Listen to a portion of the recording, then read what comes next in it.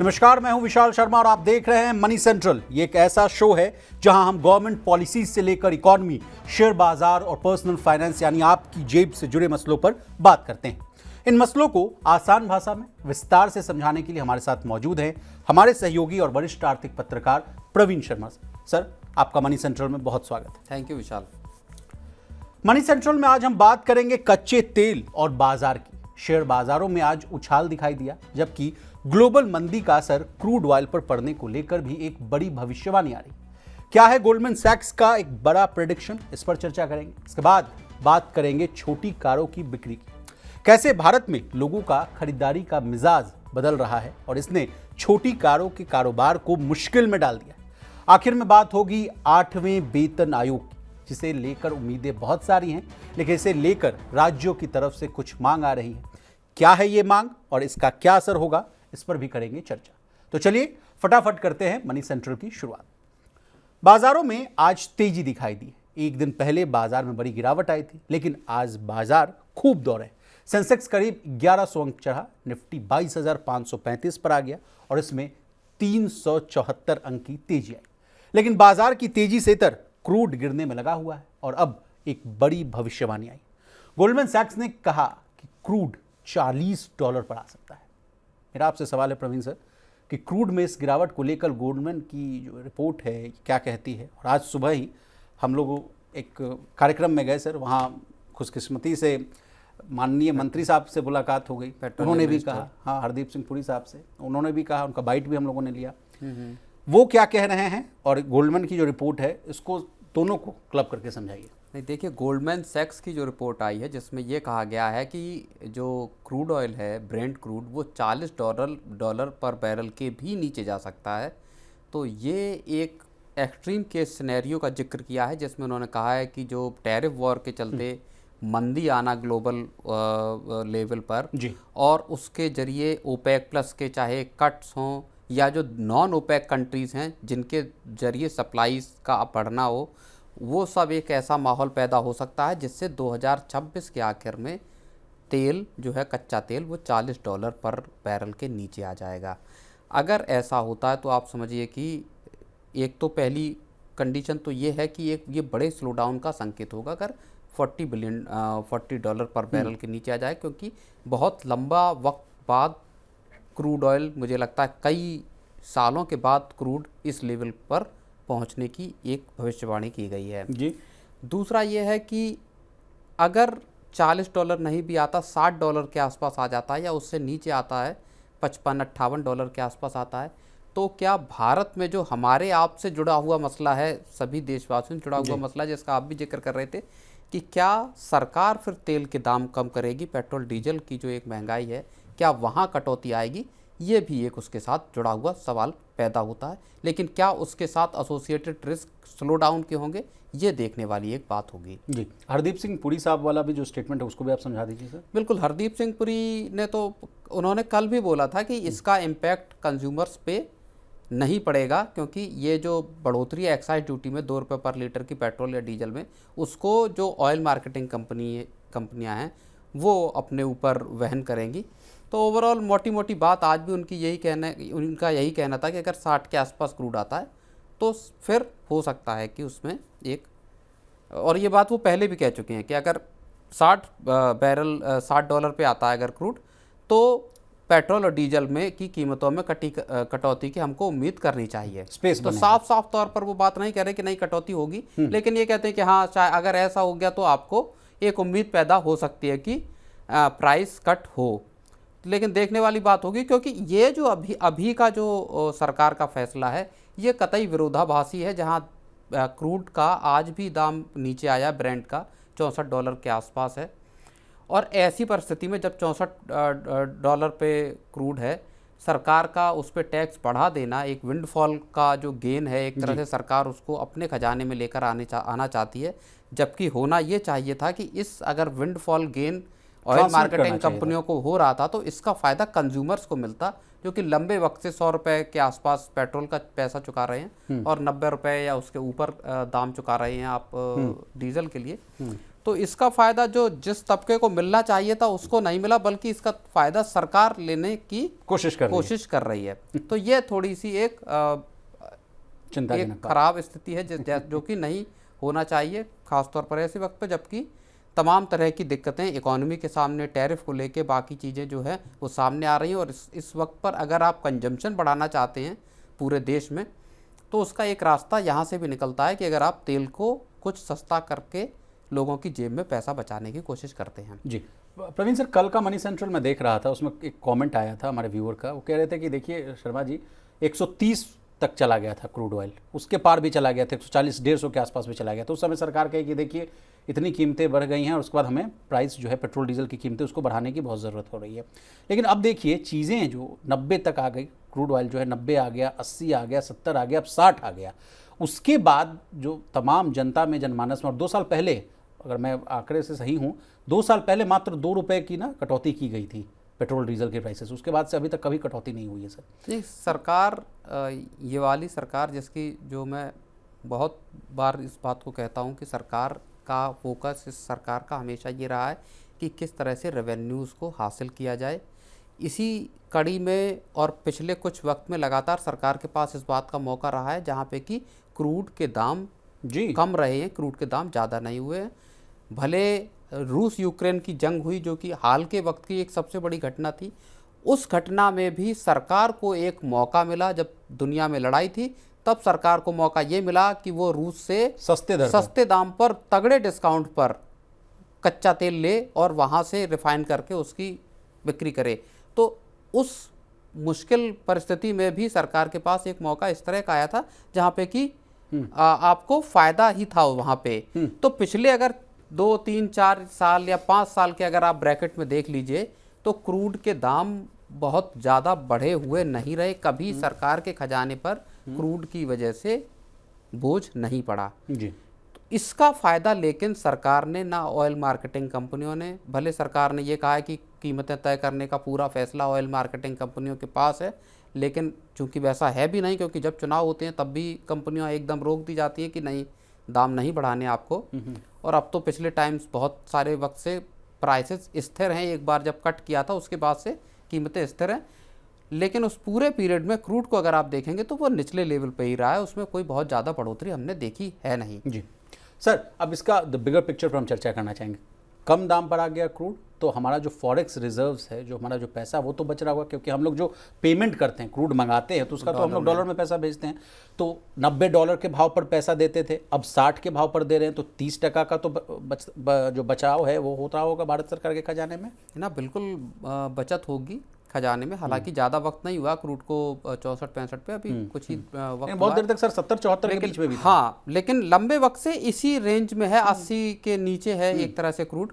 तो उस लिहाज से अगर हम देखें तो सरकार के खजाने पर एक बड़ा जो कहें कि फ़ायदा है, जहाँ पे कि आपका फॉरेक्स आउटगो कम है, डॉलर का आपको कम खर्च करना पड़ रहा है। और यही वजह है कि आरबीआई को भी इस बात का मौका मिला है कि वो रुपए को स्थिर करने के लिए कुछ डॉलर बेच पाए। तो वो कहानी है। लेकिन कहानी यहाँ पर एक और भी है, जो है मार्केट की कहानी, जिसको लेके भी आज मार्केट चढ़ा, कल मार्केट गिरा था। मार्केट्स भी वोलेटिलिटी के दौर में है और उस वजह से जो पूरा टैरिफ का एक जो चक्कर चला है उसकी वजह से क्रूड भी नीचे लगातार आ रहा है। और एक खबर जो है उसमें ये भी है कि सरकार और सेबी दोनों शेयर मार्केट पर भी अपनी मॉनिटरिंग या निगरानी बनाए हुए हैं।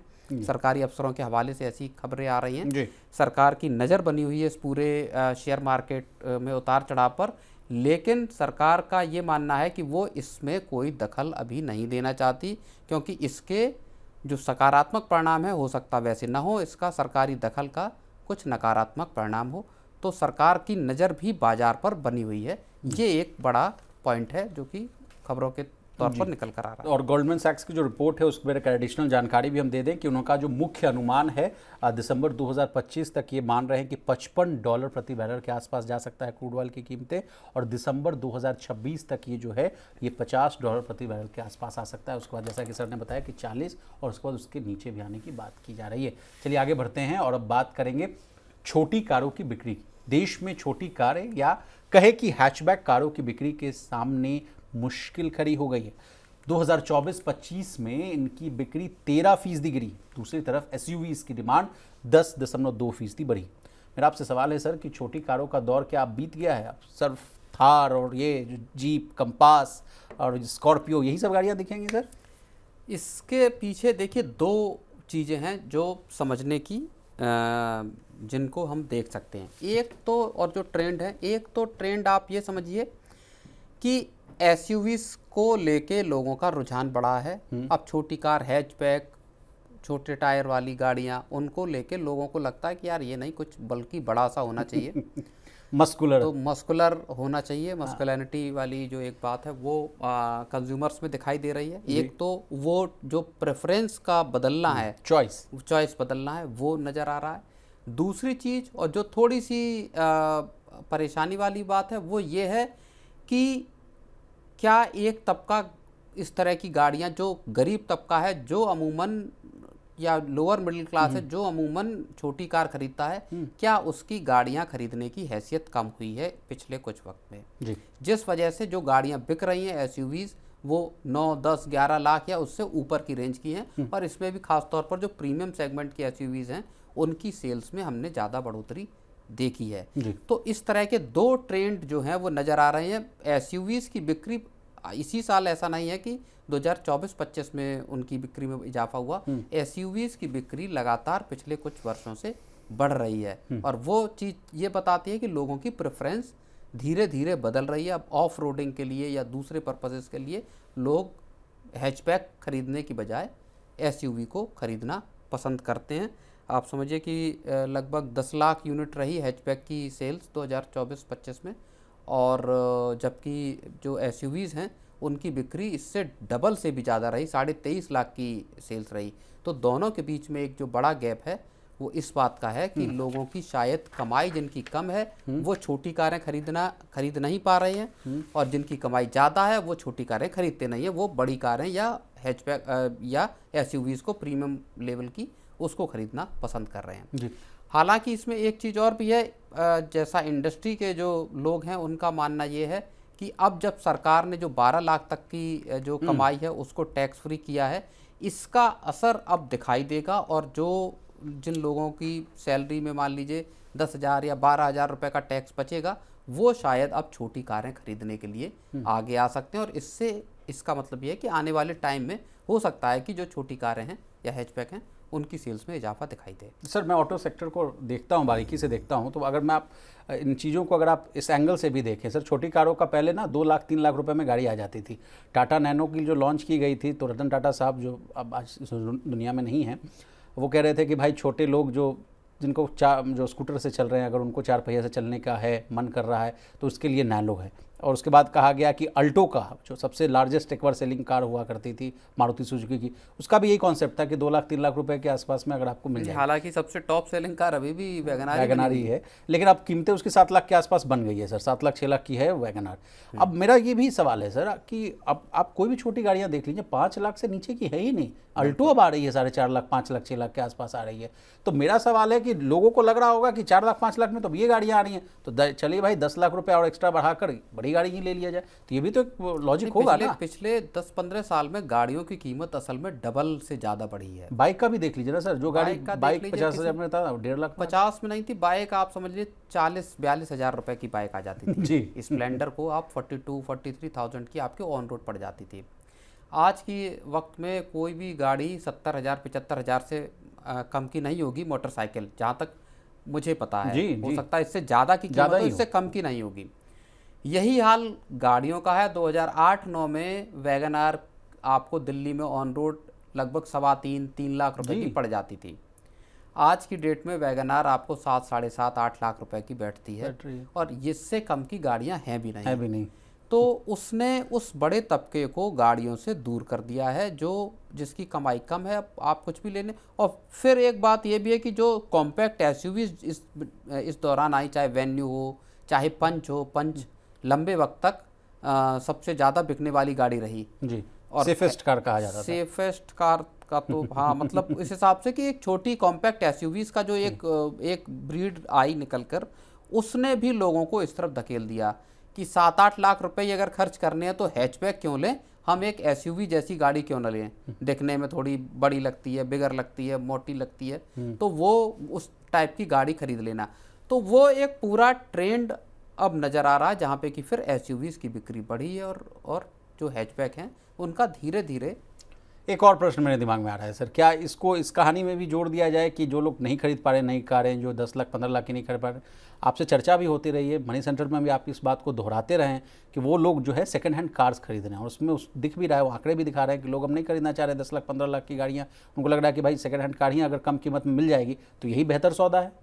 ये भी चीज़ है, सेकंड हैंड कारों का मार्केट बहुत तेज़ी से बढ़ रहा है, और उसकी वजह भी यही है कि लोग नई कार खरीद पाने में एक तो आप या समझिए कि असमर्थ हैं, उनके पास उतना पैसा नहीं कि वो खरीद पाएँ, और दूसरी बात यह है कि उनको कम पैसे देके एक वैल्यू फॉर मनी सौदा जहाँ तक है वो वहाँ पर आपको मिल जा रहा है। अगर आपको 6 साल 5 साल पुरानी गाड़ी तकरीबन आधे दाम में मिल जा रही है तो लोग सोचते हैं कि क्यों नई गाड़ी में जाना, ज़्यादा रोड टैक्स देना, फाइनेंस की भी सुविधा आराम से मिल जा रही है, बिल्कुल इंश्योरेंस लंबा चौड़ा कराना, उसका फिर सर्विसिंग कराना, उससे अच्छा है कि पुरानी गाड़ी ले लो, चलाते रहो उसको आराम से, उसमें ना रोड टैक्स का झंझट है ना बाकी दुनिया का। 50% जो तमाम अनुमान बताते हैं कि नई गाड़ी खरीदने जाइए 50% उसका आपको जो गाड़ी की कॉस्ट है उसका 50% आपको सरकार को देना पड़ता है। 14 लाख की गाड़ी है तो 7-7.5 लाख रुपए आपको सरकार को बतौर टैक्सेस भरने पड़ रहे हैं। तो इतना खर्चा क्यों करना, पुरानी गाड़ी ले लो, उसमें उसको आप उसके साथ आप बार्गेन भी कर सकते हैं। चलिए सर, और अब आखिर में बात करेंगे 8वें वेतन आयोग की। 8वें वेतन आयोग से करोड़ों कर्मचारियों और पेंशनर्स की उम्मीदें जुड़ी हुई हैं, लेकिन अब राज्यों ने इसे लेकर एक बड़ी मांग कर दी है। सवाल आपसे ये है प्रवीण सर कि राज्यों की क्या मांग है 8वें वेतन आयोग पर? देखिए, 8वें वेतन आयोग को लेकर सरगर्मी लगातार बनी हुई है। जो कर्मचारी हैं लगभग 1 करोड़ 1.25 करोड़ के आसपास कर्मचारी और पेंशनर हैं जो केंद्रीय उसके, वो इस बात का इंतजार कर रहे हैं कि कब इसका गठन होगा, कब इसके चेयरमैन और सदस्यों का ऐलान किया जाएगा। वो अभी तक सरकार नहीं कर पाई, हालांकि माना यह जा रहा है कि जल्द ही इसका गठन होगा। अब राज्यों ने जो मांग की है सरकार से वो थोड़ी सी गौर करने वाली बात है। क्या है सर वो मांग? राज्यों ने सरकार के फाइनेंस मिनिस्ट्री से बेसिकली उन्होंने ये कहा है कि जब इसका गठन हो जाएगा, आप जब 8वें वेतन आयोग के चेयरमैन और उसके दो सदस्यों के नाम जब ऐलान कर देंगे जी, उसके बाद जो 8वां वेतन आयोग है वो राज्यों के साथ इसकी जो सिफारिशें हैं उसको लेकर और बाकी चीज़ों को लेकर, मॉडलिटीज़ को लेकर इस पर राज्यों के साथ चर्चा करे और उसके बाद ही अपनी सिफारिशें दे। राज्यों का ये कहना है कि 8वां वेतन आयोग जब लागू होगा तो इसका सीधा असर उनके खजाने पर पड़ेगा, उनके ऊपर भी पड़ेगा, क्योंकि होता यह है कि जब भी केंद्र सरकार का कोई भी वेतन आयोग गठित होता है उसके बाद, उसके लागू होने के बाद राज्य साल भर बाद या 6 महीने के भीतर उन्हीं सिफारिशों को राज्य अपने यहाँ जस का तस लागू कर देते हैं। अब राज्यों को ये लग रहा है कि शायद लंबा चौड़ा अगर उनके ऊपर बजट का बोझ, खजाने पर बोझ पड़ेगा तो उसको किस तरह से मैनेज किया जा सकता है, क्या उसमें चीज़ें हो सकती हैं। इसलिए राज्य चाहते हैं कि इस पर एक उनके साथ भी विचार विमर्श किया जाए। जब इसको लाने का ऐलान किया गया था इसी साल जनवरी में, तब जो मिनिस्टर हैं अश्विनी वैष्णव, उन्होंने ये कहा था कि हम सभी के साथ एक बड़े लेवल पर मैसिव तौर पर कंसल्टेशन करेंगे जिसमें केंद्र सरकार के कर्मचारी, दूसरे स्टेक होल्डर और राज्य भी शामिल होंगे। कुछ जगहों से अब उनको स्टेक होल्डर्स की अनुशंसाएं या मतलब कहें कि उनकी राय मशवरा आ गया है। कई राज्य ऐसे हैं जहां से अभी तक उनके पास कोई कंसल्टेशन का कोई सुझाव या वैसी चीज़ नहीं आई है, फीडबैक नहीं आया। अब राज्यों ने ऐसे वक्त पर अब मांग अपनी उठा दी है कि साहब अगर आप इसको लागू करना चाहते हैं तो लागू करने से पहले कम से कम हमारे साथ इस पर चर्चा परिचर्चा जरूर की जाए। क्योंकि अब आप इसमें एक बात और समझिए कि 2016 के आसपास जब 7वां वेतन आयोग लागू किया था केंद्र ने, उस वेतन आयोग के आने से 1 लाख करोड़ रुपए का खर्चा सरकार के बजट पर या सरकार के खजाने पर बढ़ गया था सालाना का। ठीक है। ऐसे में जब वो राज्यों पर आएगा तो उनका कितना खर्च पड़ेगा, चूंकि इसमें लंबी चौड़ी बढ़ोतरी की बातें सामने भी आ रही हैं, 30% 32% सैलरी बढ़ने की बात सामने आ रही है, तो राज्यों को भी लग रहा है कि जो राज्य कर्मचारी हैं उनकी सैलरी में इतनी बढ़ोतरी होने पर क्या वो उसका खजाना पर कितना बोझ पड़ेगा। तो मोटे तौर पर यही चीज़ें हैं जो कि राज्यों को थोड़ा सा चिंतित कर रही हैं, और इसी वजह से इसको लेकर राज्यों की डिमांड है कि उनकी बात सुनी जाए पहले।